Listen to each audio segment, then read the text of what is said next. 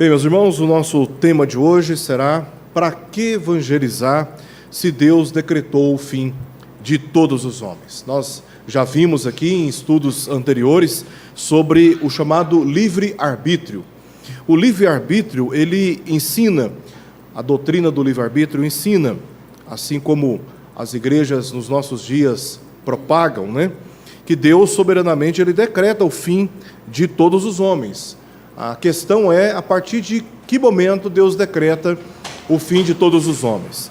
Aqueles que advogam o livre-arbítrio ainda hoje vão dizer que Deus decreta o fim de todos os homens a partir da livre vontade deles. Tá? Então, a partir do momento que o homem decide por Cristo, neste momento que ele decide por Cristo, Deus então decreta o seu destino eterno. É assim que muitos ensinam.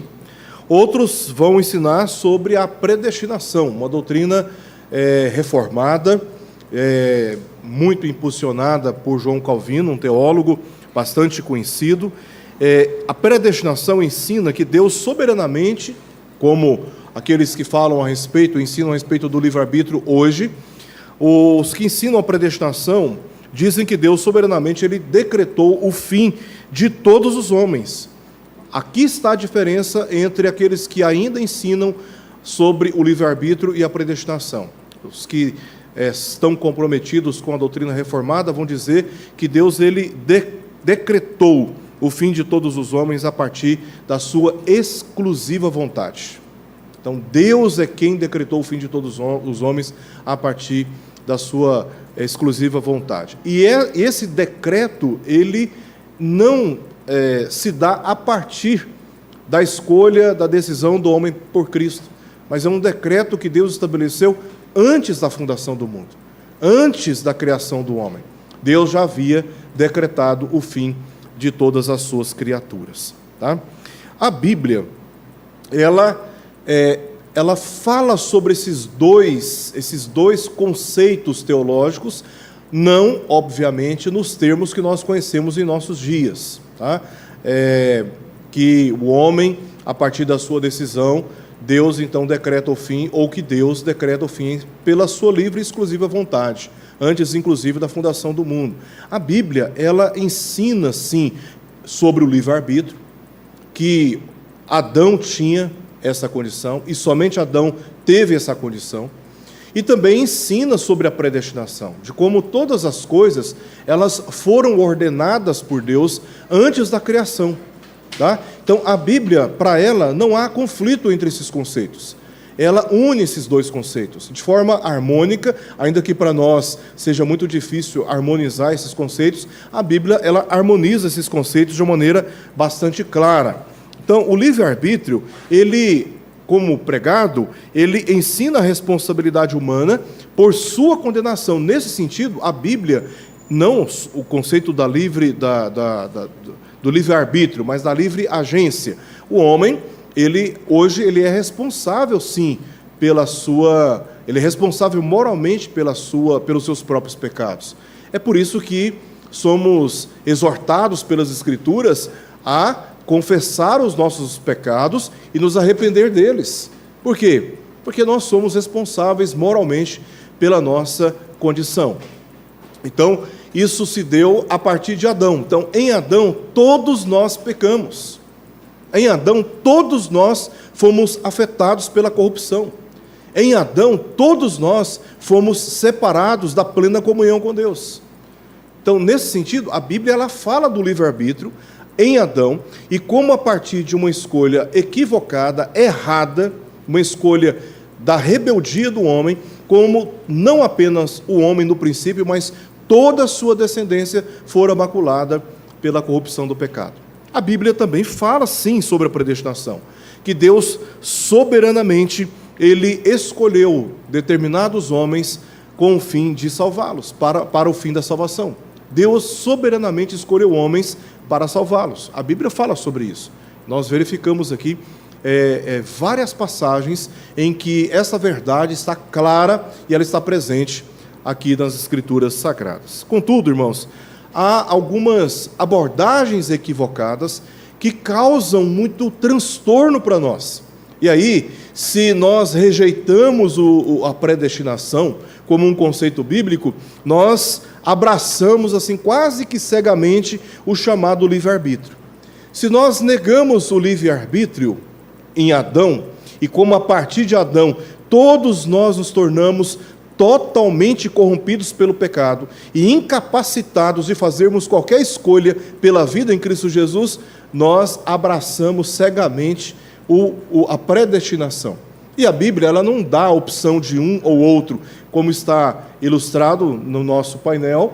Esses conceitos, eles estão paralelamente, são paralelos e ao mesmo tempo harmônicos em todas as Escrituras. Mas aí, quando nós fazemos uma abordagem equivocada, errada, de um ou de outro, nós temos então algumas anomalias, tá? Nós temos então alguns problemas sérios no meio da igreja. A partir do livre-arbítrio, uma abordagem equivocada nos leva ao chamado fatalismo. O fatalismo, ele vai dizer que o homem é responsável pela sua própria salvação. Então, movido por esse fatalismo, tá?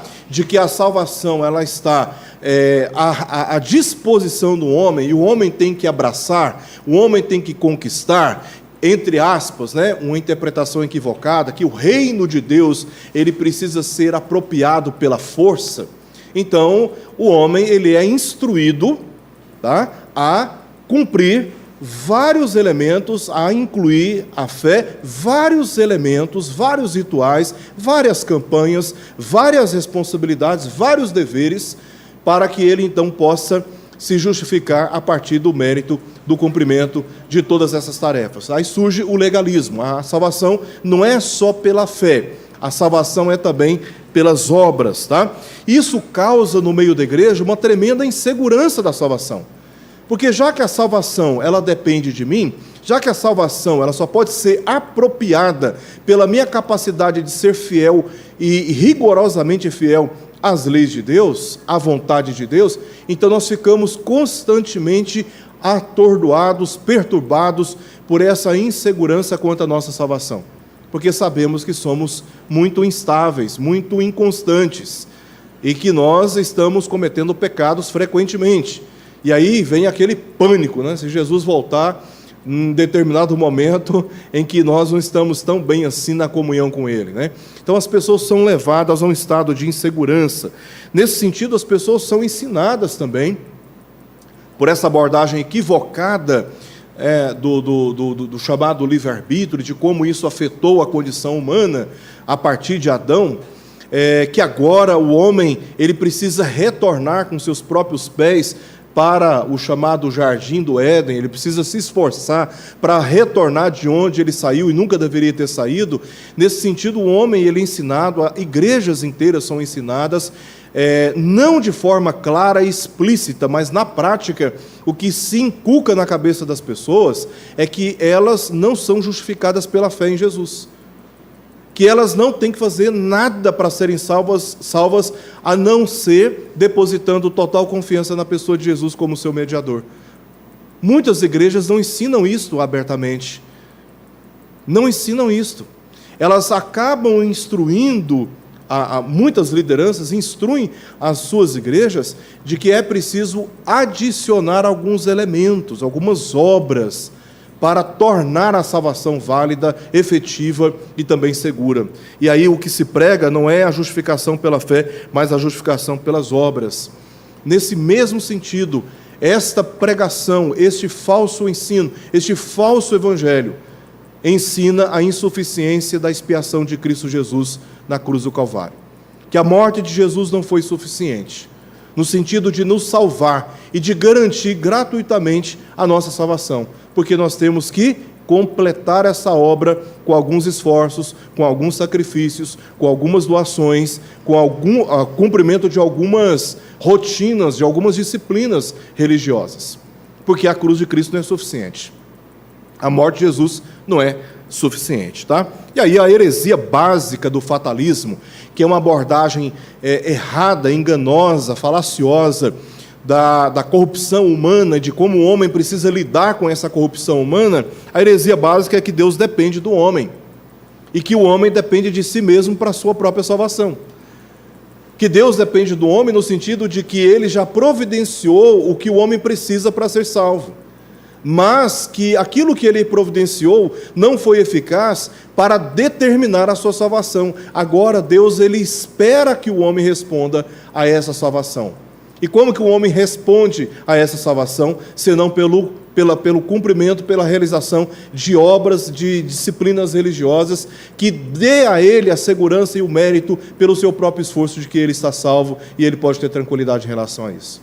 Então, essa é a heresia básica que surge a partir dessa abordagem equivocada da corrupção humana por causa do pecado original. O fatalismo é uma abordagem errada, enganosa e que está muito presente nas nossas igrejas hoje, nas igrejas nos dias de hoje, tá? E que é bastante ensinado por aí. Mas existe também uma abordagem equivocada com respeito à predestinação, que nós chamamos de determinismo. É um outro extremo, tá no extremo do fatalismo, tá? O determinismo, ele cria alguns problemas graves no seio da igreja.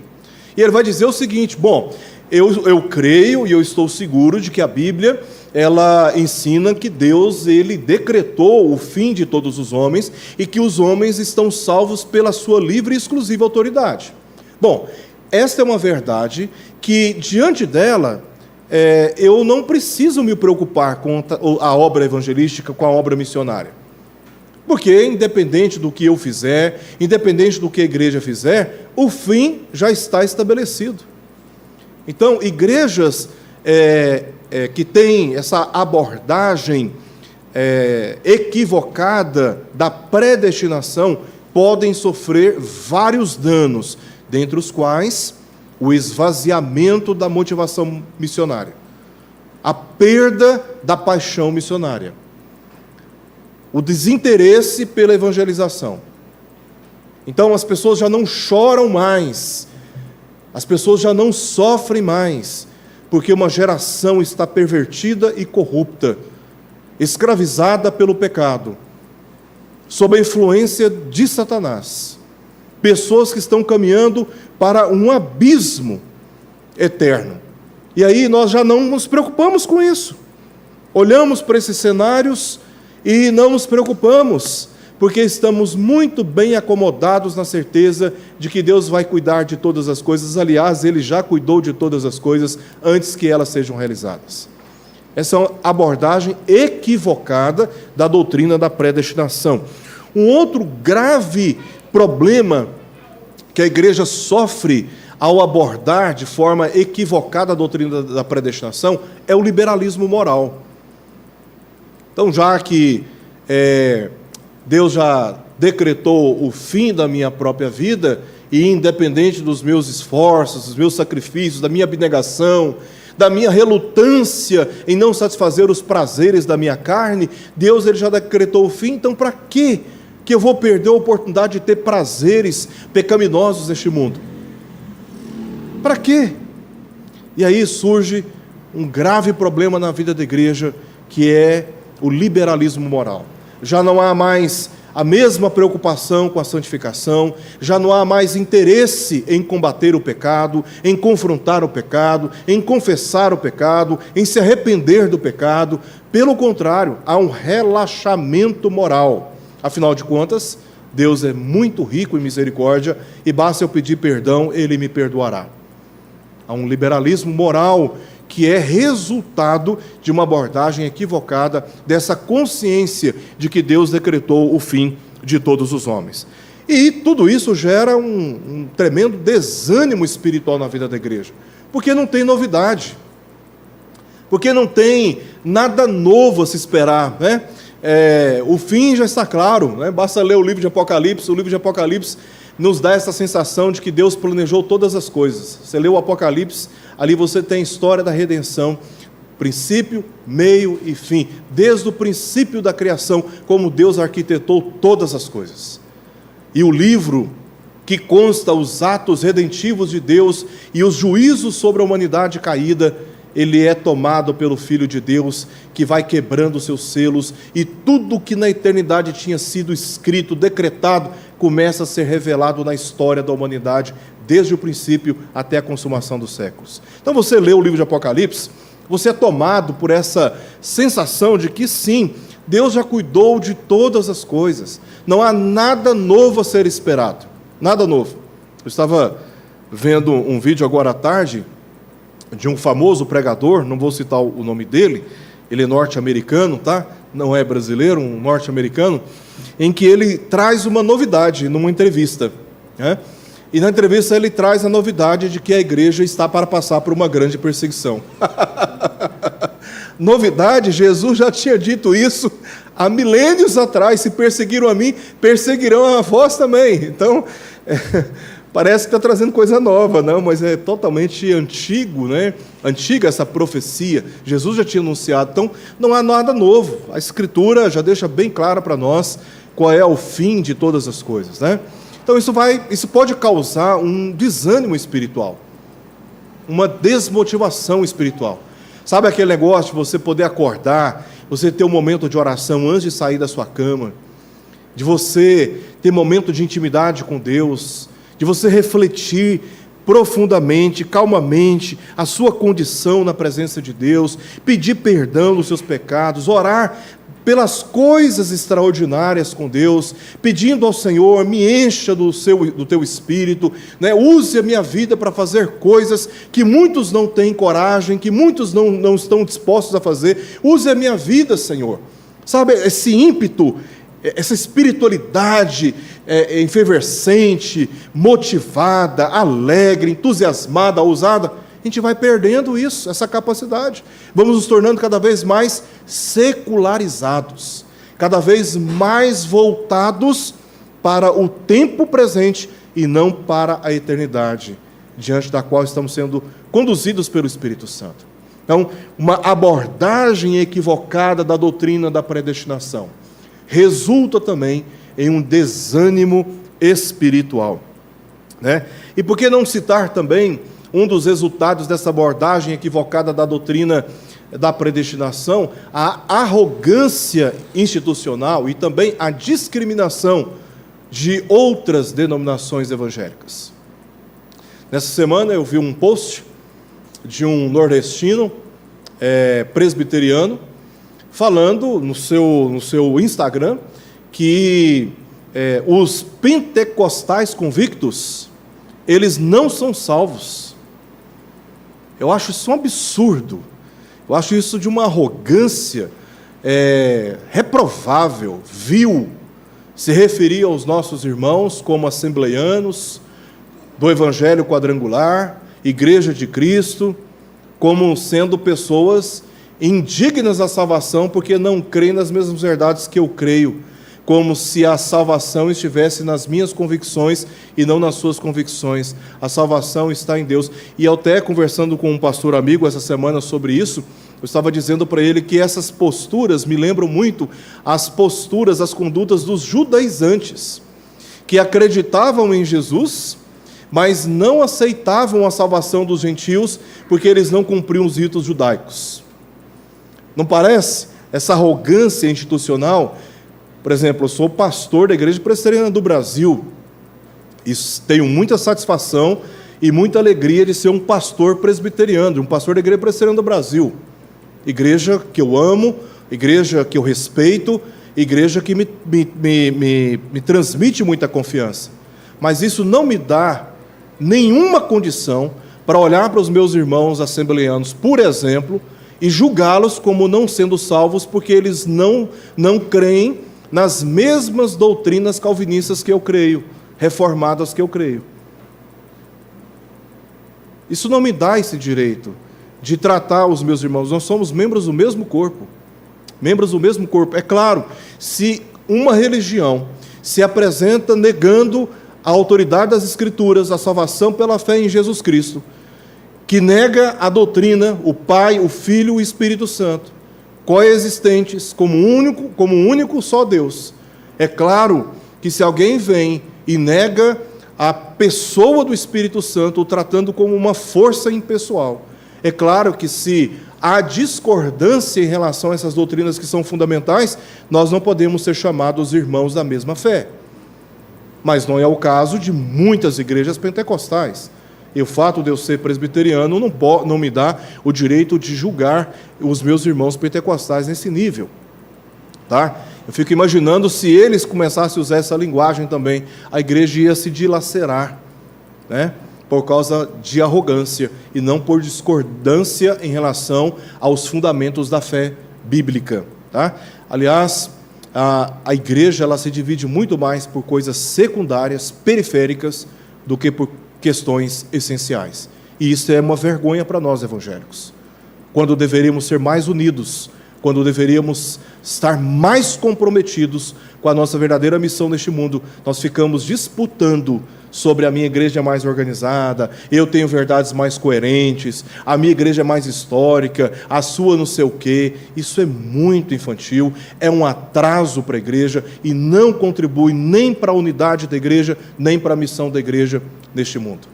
Então, uma abordagem equivocada da predestinação produz arrogância e discriminação em relação a outras igrejas que não creem, por exemplo, na predestinação. Que diferença vai fazer? Se a pessoa crê na predestinação ou não crê na predestinação, mas ela crê em Jesus Cristo como seu único e suficiente Salvador, ela está salva pela graça de Deus.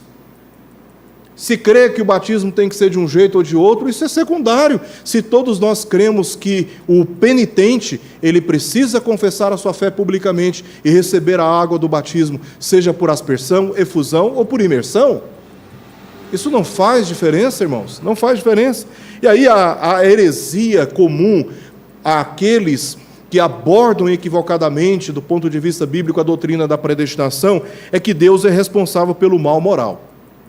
Então, quem diz que, quem acredita na predestinação de maneira equivocada, pode atribuir a Deus a responsabilidade do mal moral que há no mundo. Porque eles vão dizer, olha, Deus criou o homem e Deus determinou que o homem pecasse. Deus manipulou o homem, Deus conduziu o homem, induziu o homem, tentou o homem ao pecado. Outros vão simplesmente dizer, nesta base de falsa convicção bíblica, de que Deus, ele não é essencialmente bom e não é essencialmente justo. Por quê? Porque se ele predestinou uns para a salvação e outros para a perdição, o que podemos dizer daqueles que foram predestinados para a perdição? Que Deus não foi bom, que Deus não revelou o seu amor e que Deus não está sendo justo.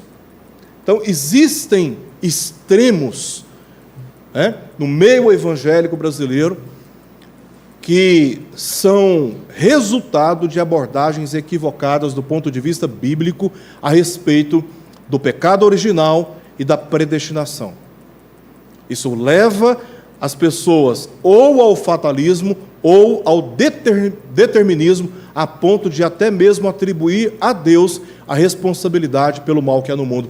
Quantos de nós aqui já não fomos abordados por pessoas fazendo a seguinte pergunta, cujo pressuposto é exatamente este: se Deus existe, por que há tantas tragédias e catástrofes no mundo? Aonde que estava Deus quando isto ou aquilo aconteceu? O que as pessoas estão usando como pressuposto, como impulso para fazer essa pergunta? Senão a convicção de que Deus ou ele não existe, ou se ele existe, ele não se importa com a humanidade, e se Deus se Deus existe, ele não tem amor pela humanidade, ou ele é injusto de permitir que certas tragédias aconteçam com pessoas que nós amamos e até mesmo conosco mesmo. São pressuposições antibíblicas, porque a Bíblia revela que Deus é essencialmente bom, perfeitamente justo, e ele é amor. Ele não apenas oferta amor, ele é a personificação do amor. Então, quando nós temos um pressuposto que não é bíblico, nós podemos chegar facilmente a conclusões completamente heréticas, tá? E em Romanos 9, nós encontramos uma clara explicação sobre como os atos soberanamente e previamente planejados por Deus, tanto na eleição quanto na reprovação dos homens, se relacionam com a responsabilidade moral dos reprovados. Se você abrir o livro de Romanos, no capítulo 9, você vai ver claramente Paulo falando sobre, a partir do verso 14, sobre a soberania de Deus, e ele vai falar sobre essa soberania, basicamente até o verso 29, a partir do verso 30, ele vai falar sobre a responsabilidade dos judeus quanto ao fato deles serem reprovados.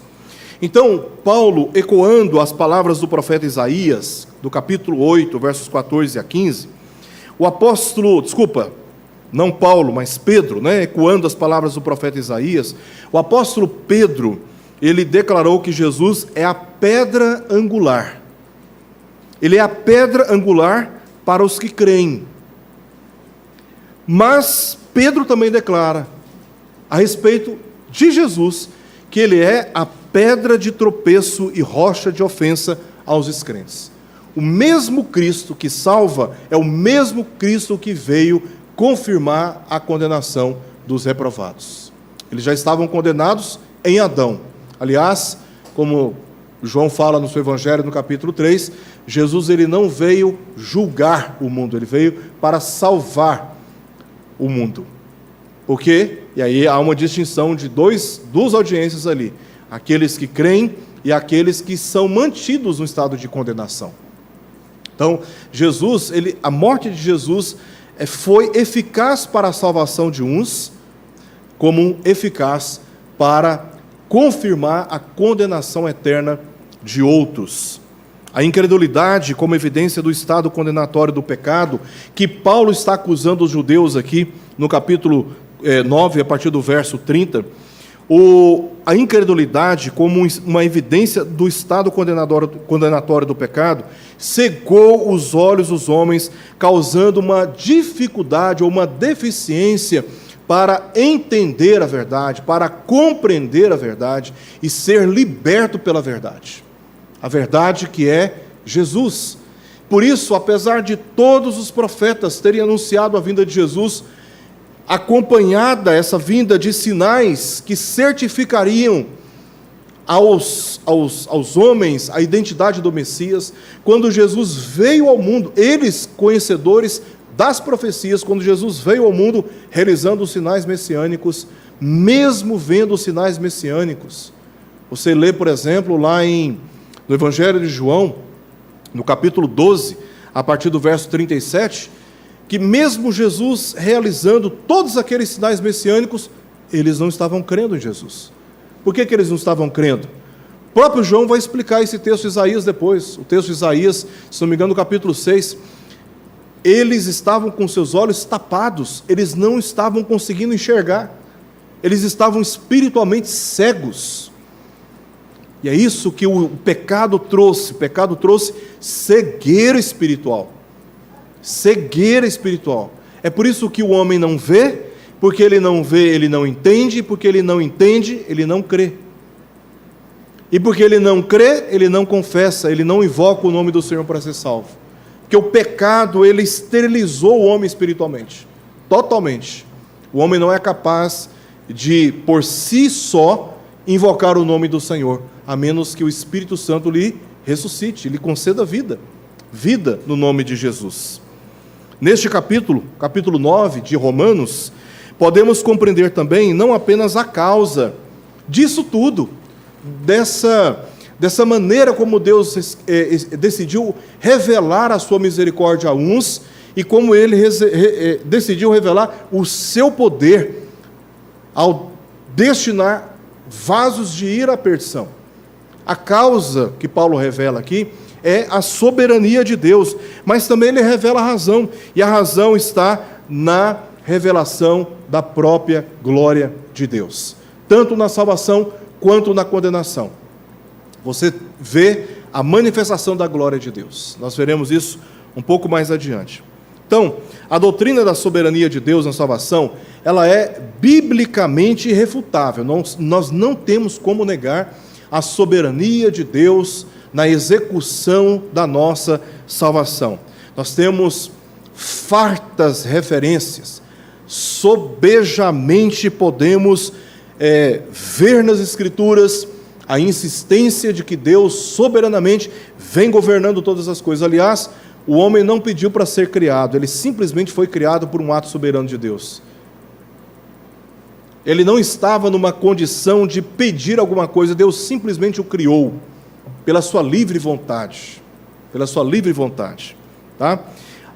E essa doutrina ela só pode ser refutada, resistida, rejeitada, reprovada, abandonada, subestimada, se nós não tivermos plena confiança nas Escrituras, dando, portanto, espaço a especulações filosóficas baseadas no frágil senso de justiça humana. Então, eu recuso acreditar que Deus tenha decretado homens para a salvação e outros para a perdição. Bom, então, eu não posso tirar esta verdade ou este conceito bíblico, essa doutrina bíblica de um lugar, sem que eu coloque outra no lugar. Então, o que eu vou colocar no lugar? Geralmente, o que o homem coloca no lugar são especulações filosóficas, não há fundamentação clara, sustentável e suficiente nas Escrituras, tá? E, geralmente, aqueles que argumentam contra a soberania de Deus na salvação fazem uso de uma pressuposição falsa de que Deus não é justo e que a justiça ela precisa ser declarada por mim. Então nós vamos fazer Deus justo. E aí nós vamos construir, entre aspas, uma narrativa que tente justificar os atos de Deus. O problema é que esse caminho é um caminho cheio de incoerências e de contradições. Cheio de incoerências e de contradições. Contudo, a dúvida sincera, ela é compreensível. Você falar assim, olha, eu tenho dúvidas a respeito, tá? Ou eu não estou ainda suficientemente seguro para crer na doutrina da predestinação. Por exemplo, em João, capítulo 6, verso 37, diz assim, todo aquele que o Pai me dá, esse virá a mim. E o que vem a mim, de modo nenhum o lançarei fora. Você lê uma passagem dessa, você pode ler de duas maneiras. Você pode ler na perspectiva de que pessoas estão vindo a Jesus, e essas pessoas que estão vindo a Jesus jamais serão rejeitadas por Ele, tá? E aí você vai advogar sobre a predestinação, mas você tem que ignorar o que diz no início do verso, né? Que na verdade as pessoas só vão ao encontro de Jesus porque o próprio Pai está conduzindo os seus passos. Soberanamente, Deus está conduzindo pessoas que Ele mesmo quis, na sua livre e exclusiva autoridade.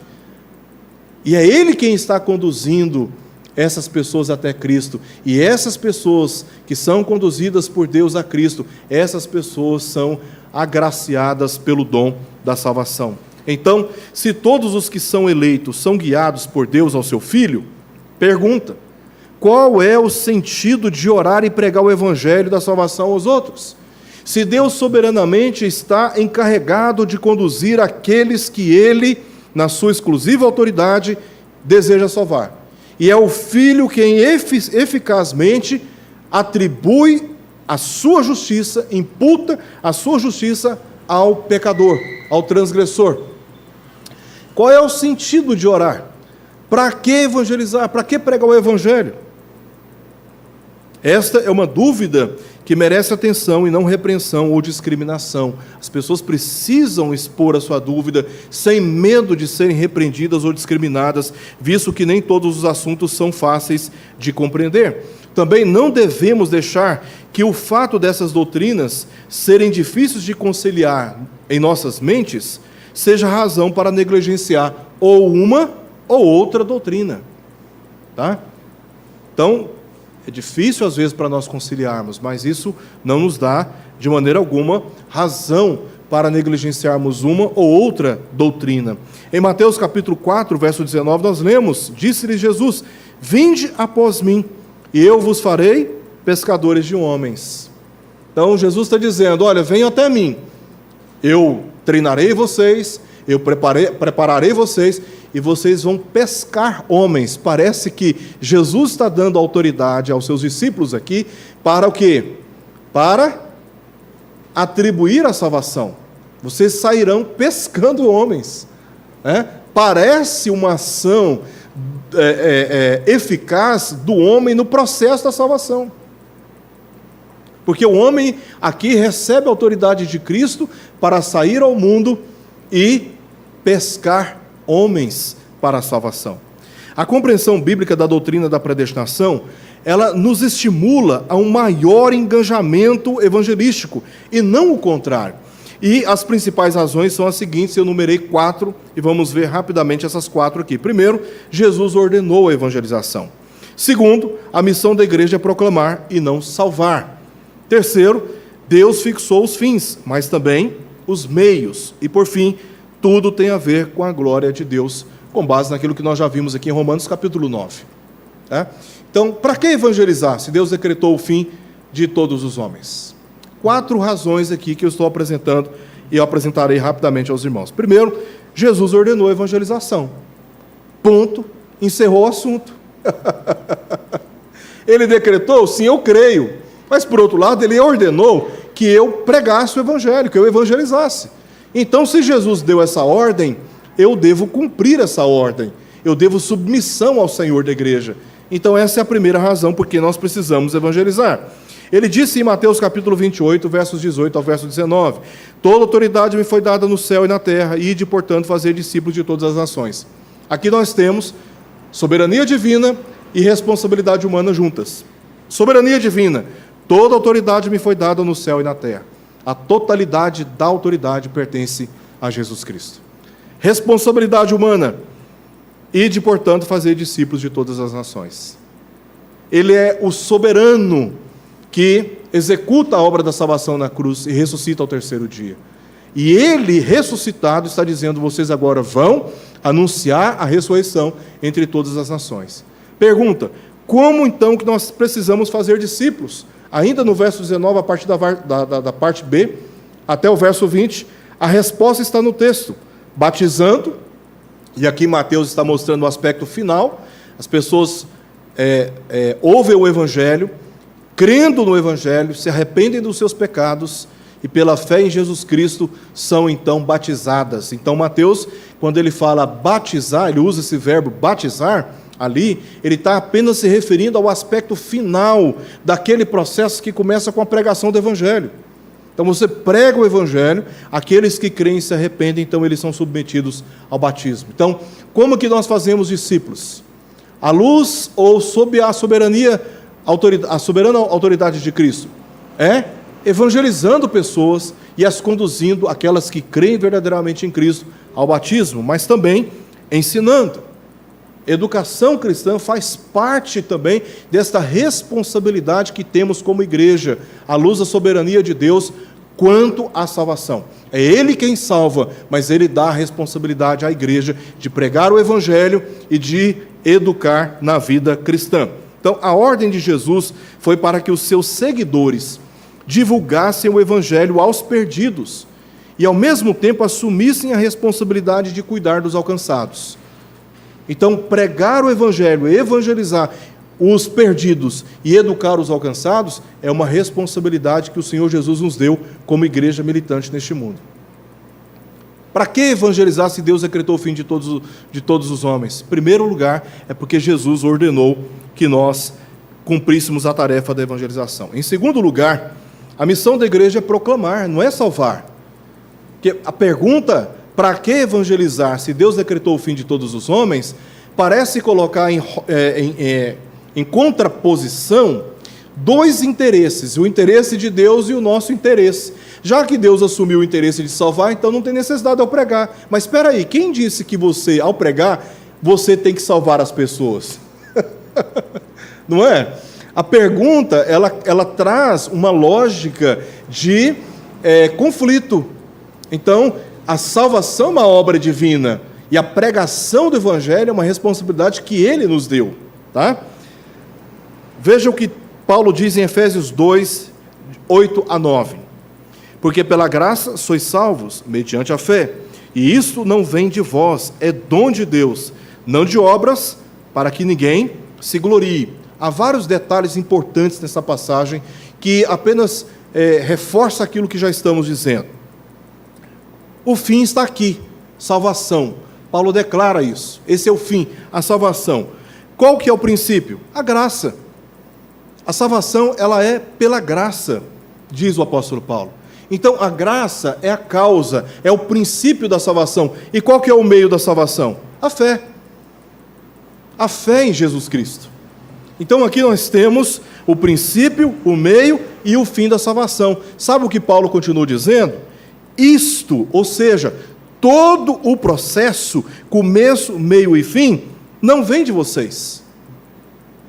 Não vem de vocês. Não é por obras para que ninguém se glorie. Ou seja, Paulo esvazia o mérito do homem na salvação. O homem, ele não determina a sua salvação, ele não contribui para a sua salvação, ele não se justifica à luz de obras para garantir a sua salvação. Este processo, ele é totalmente dirigido por Deus. É um dom de Deus, é uma oferta de Deus.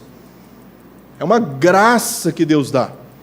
Então, Paulo deixa claro que Deus é a causa, Deus é a única e exclusiva causa da salvação. Ele é a fonte, o dom da salvação, é Ele quem dispensa esse dom, essa graça. E o mérito, portanto, é totalmente de Deus. Por isso que ao batizar o penitente dos seus pecados, ele precisa ser batizado em nome do Pai, do Filho e do Espírito. Porque ao batizar em nome do Pai, do Filho e do Espírito, se atribui o quê? O mérito da salvação daquele indivíduo àquele que verdadeiramente o transformou, o salvou. Você não batiza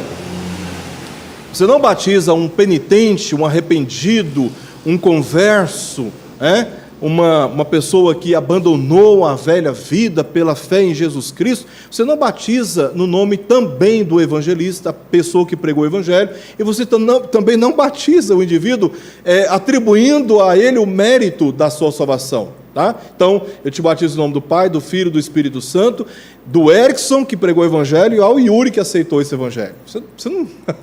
Por quê, irmãos? Porque a salvação é uma obra exclusiva de Deus. Não há mérito nenhum do homem. É Deus, do começo, meio e fim, que dirige todas as coisas para o fim da salvação daqueles que Ele mesmo quis. E aí, nesse sentido, vem aquela inquietação da igreja, aquela ansiedade da igreja, que nós vemos em muitos momentos na narrativa bíblica, e eu escolhi aqui o texto de Atos 1,6, quando os discípulos, Jesus ressurreto, próximo de ser assunto aos céus, os discípulos perguntam para Jesus o seguinte: Senhor, será este o tempo em que restaures o reino de Israel? Estavam se referindo ao quê? À consumação. Estavam se referindo àquele momento em que Jesus voltaria para reinar para todo sempre com o seu povo. Então eles estão perguntando: Senhor, esse é o tempo? E a resposta de Jesus é dupla, lá em Atos capítulo 1, verso 7. Jesus dá duas respostas. Primeiro, não vos compete conhecer tempos ou épocas que o Pai reservou pela sua exclusiva autoridade. Então, isso aí é assunto de Deus, isso aí é sabedoria divina. Você não tem que ficar angustiado como cristão ou como igreja, tentando perscrutar a mente de Deus e discernir quem será, quem não será salvo. Que dia será o dia da restauração de todas as coisas? Quando o Filho de Deus será revelado do alto céus? Jesus está dizendo: olha, isso aí é assunto que não compete a vocês. Mas eu digo para vocês, verso 8, o que compete a vocês? Aí ele diz: mas recebereis poder ao descer sobre vós o Espírito Santo, e sereis minhas testemunhas, tanto em Jerusalém, como em toda a Judeia e Samaria, até os confins da terra. É isso que compete a vocês. Então não tente se intrometer em assuntos que são do Pai. Preocupam-se com aquilo que eu dei para vocês e a responsabilidade de vocês. Sejam as minhas testemunhas em toda parte. Este é o dever da igreja. É isso que nós precisamos nos preocupar.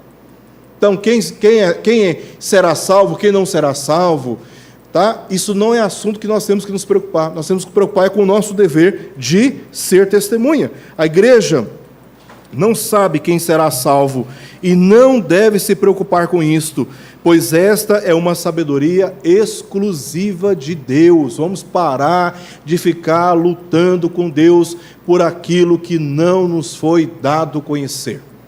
Isso compete ao Pai.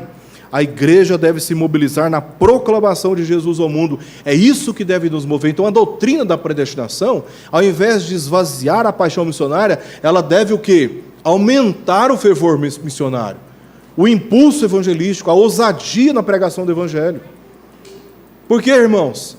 Porque Deus, Ele está operando a sua obra da salvação no mundo. E Ele determinou que nós, como igreja, devemos anunciar Jesus Cristo.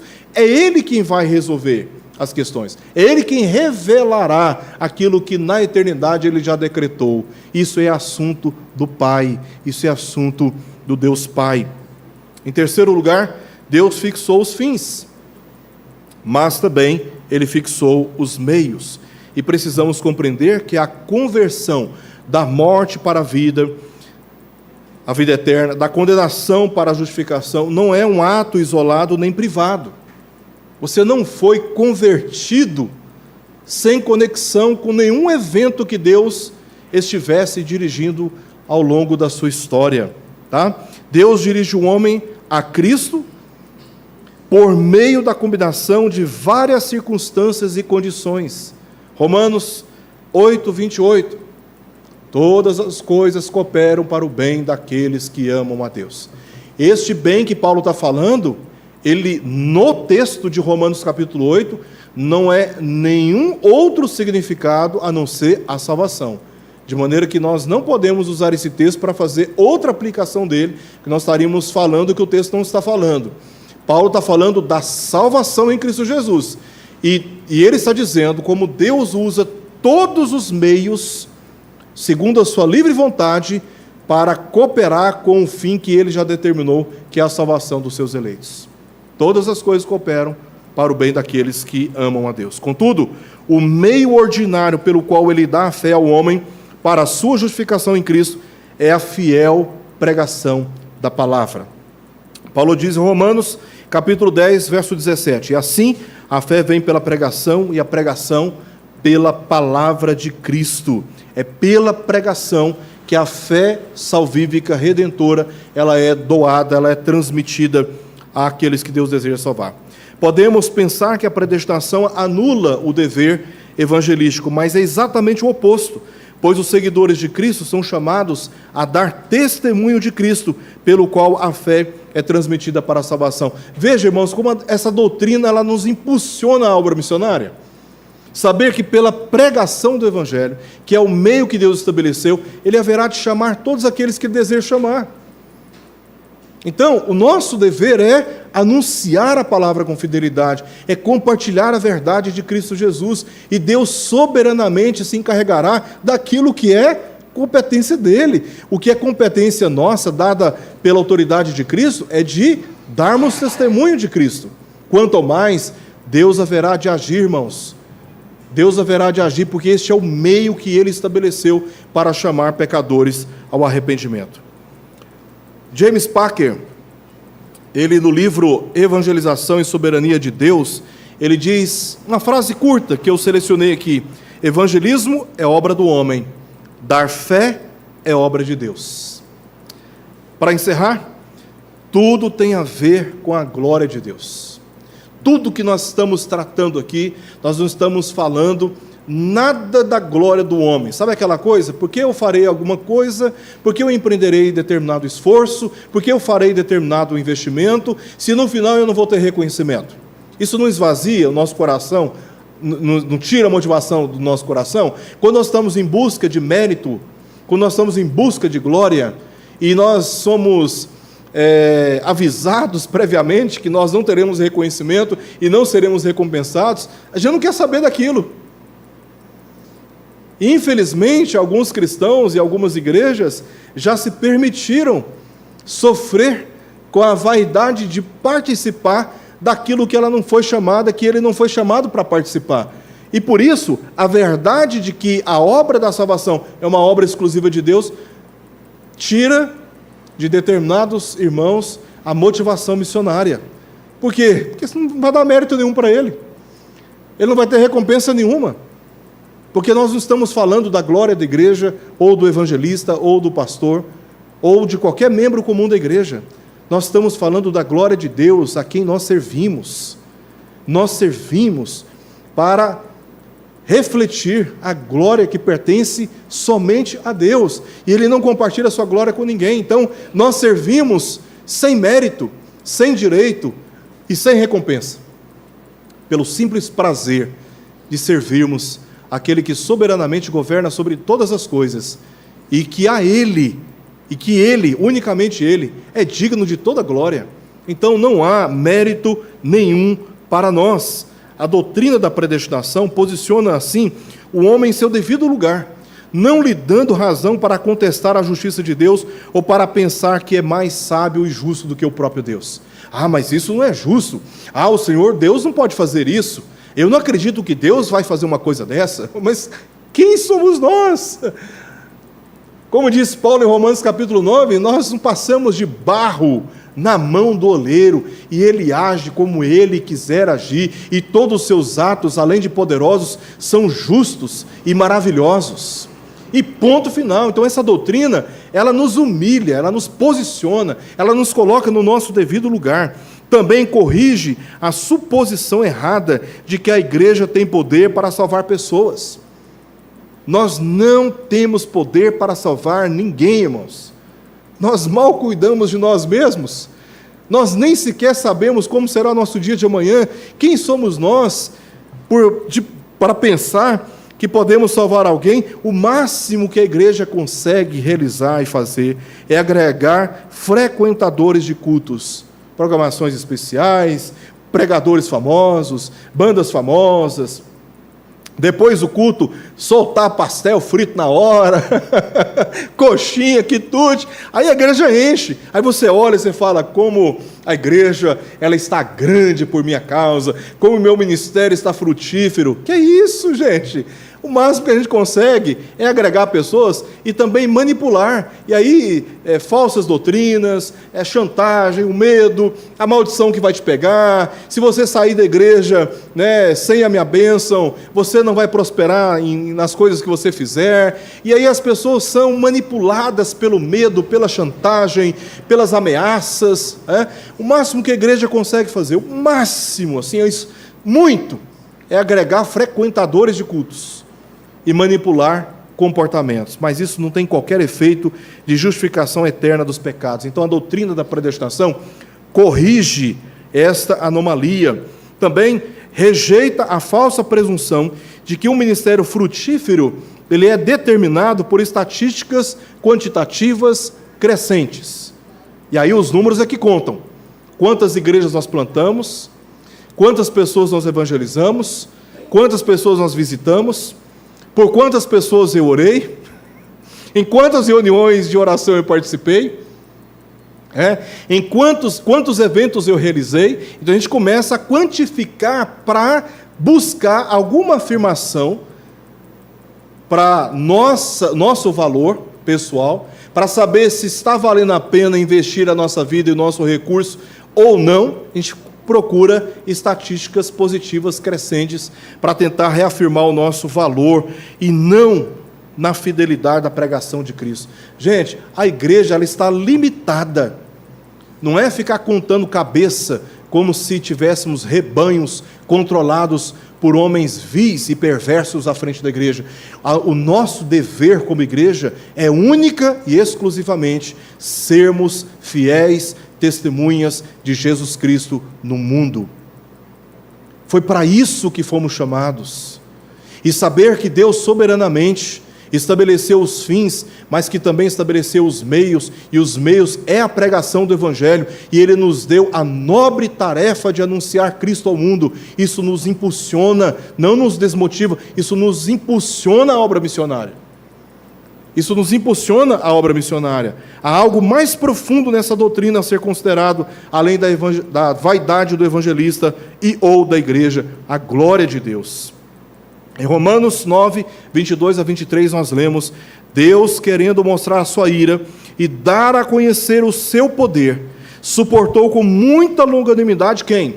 Os vasos de ira, preparados para a perdição, a fim de que também desse a conhecer as riquezas da sua glória. Em quem? Em vasos de misericórdia, que para a glória preparou de antemão. Se ele quis revelar o seu poder com misericórdia a determinados pecadores e revelar as riquezas da sua glória, preservando os demais em justa condenação, então a evangelização, meus irmãos, é sempre bem sucedida.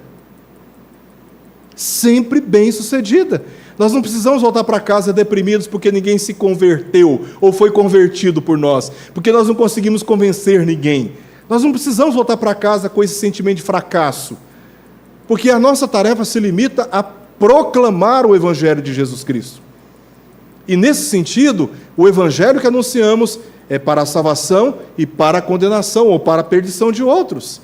E nesse sentido, a evangelização é sempre bem sucedida. Ademais, a santidade de Deus é um elemento fundamental em nossa pregação, pois o pecado é o maior problema que a humanidade enfrenta. Portanto, a salvação de uns revela a graça, e a manutenção da condenação de outros, a sua justiça. Como nós lemos aqui em Romanos 9, 22 a 23. De um jeito ou de outro, Deus está revelando, Deus está dando a conhecer. Veja que eu destaquei em vermelho, Deus está dando a conhecer virtudes do seu caráter, tanto a sua misericórdia, como também a riqueza da sua glória. Deus está se revelando em todos os fins. Assim, quando anunciamos Cristo ao mundo, a glória de Deus é revelada, e essa deve ser a causa da mobilização missionária, a glória de Deus. E eu quero terminar com essas palavras do apóstolo Paulo em Romanos capítulo 8, verso 36, porque dele, ele é o possuidor, ele é o proprietário, por meio dele, ele é o meio pelo qual todas as coisas vieram à existência, Jesus Cristo, e para ele são todas as coisas, seja o fim dos redimidos, seja o fim dos reprovados. Todas as coisas são, e para ele são todas as coisas. A ele, pois, por isso... Desculpa, 11:36, muito obrigado. Romanos 11:36, ao final, quando eles terminam a exposição da doutrina da justificação, essas são as últimas palavras. A ele, pois, a glória eternamente, assim seja, ou ponto final, tá? Não há nada mais a acrescentar. Então, para que evangelizar se Deus decretou o fim dos homens? Primeiro, porque Jesus ordenou a evangelização. Segundo, porque a missão da igreja é proclamar e não salvar. Terceiro, porque Deus fixou os fins, mas também os meios, tá? Em quarto lugar, tudo tem a ver com a glória de Deus, nada a ver com a nossa própria glória, nada a ver com a falsa expectativa de termos algum mérito naquilo que nós fazemos em nome de Cristo.